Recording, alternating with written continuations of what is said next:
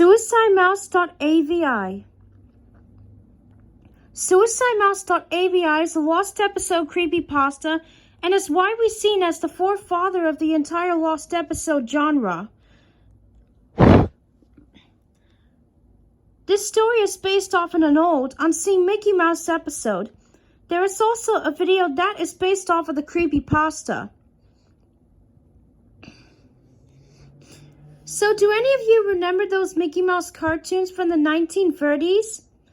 The ones that were just put out on DVD a few years ago? Well, I hear there was one that was unreleased to even the most avid classic Disney fans. According to sources, it's nothing special. It's just a continuous loop, like Flintstones, of Mickey walking past 6 buildings that goes on for 2 or 3 minutes before fading out. Unlike the cutesy tunes put in, though, the song on this cartoon was not a song at all. Just a constant banging on the piano for a minute and a half before going to white noise for the remainder of the film.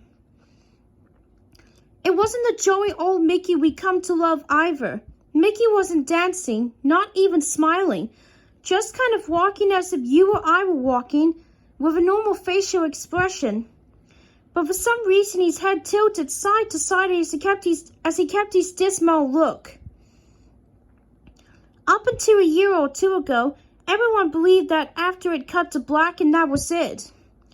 When Leonard Maltin was reviewing the cartoon to be put in the complete series, he decided it was too junk to be on the DVD, but wanted to have a digital copy due to the fact that it was a creation of Walt.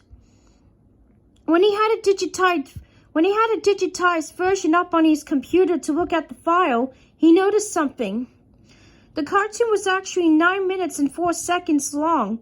This is what my source emailed to me in full. He is a personal assistant of one of the higher executives at Disney, an acquaintance of Mr. Martin himself.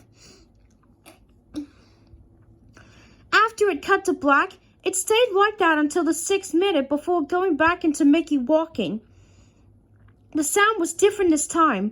It was a murmur. It wasn't a language, but more like a gurgle cry. As the noise got more indistinguishable and loud over the next minute, the picture began to get weird.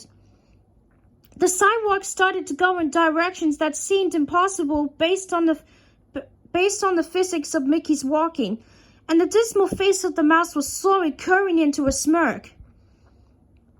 On the 7th minute, the murmur turned into a blood-curdling scream, the kind of scream painful to hear, and the picture was getting more obscure. Colors were happening that should have been possible at the time. Mickey's face began to fall apart. His eyes rolled on the bottom of his chin like 2 marbles in a fishbowl, and his curled smile was pointing upward on the left side of his face. The buildings became rubble floating mid-air, and the sidewalk was still impossibly navigating in warped directions, a few seeming inconceivable with what we, as humans, know about direction. Mr. Maltin got disturbed and left the room, sending an employee to finish the video and take notes of everything happening up until the last second, and afterward immediately stored the disc of the cartoon into the vault.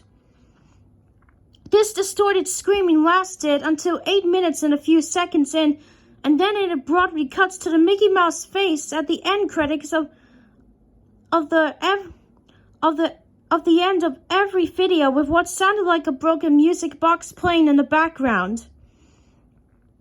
This happened for about 30 seconds, and whatever that was in that remaining 30 seconds, I haven't been able to get a silver of information about. From a security guard working under me who was making rounds outside of that room, I was told that after the last frame, the employee stumbled out of the room with pale skin saying real suffering is not known 7 times before speedily taking the guard's pistol and offing himself on the spot. The thing I could get out of Leonard Maltin was that the last frame was a piece of Russian text that roughly said, "The sights of hell bring its viewers back in." As far as I know, no one else has seen it, but there have been dozens of attempts at getting the file on RapidShare by employees inside the studios, all of them who have been promptly terminated of their jobs. Whether it got online or not is up for debate, but if rumors serve me right, it's online somewhere under Mouse.avi. If you ever find a copy of the film, I want you to never view it and to contact me by phone immediately. Regardless of the time, when a Disney death is covered up as well as this, it means this has to be something huge. Get back at me. TR. I have yet to find a copy of this, but it is out there. I know it.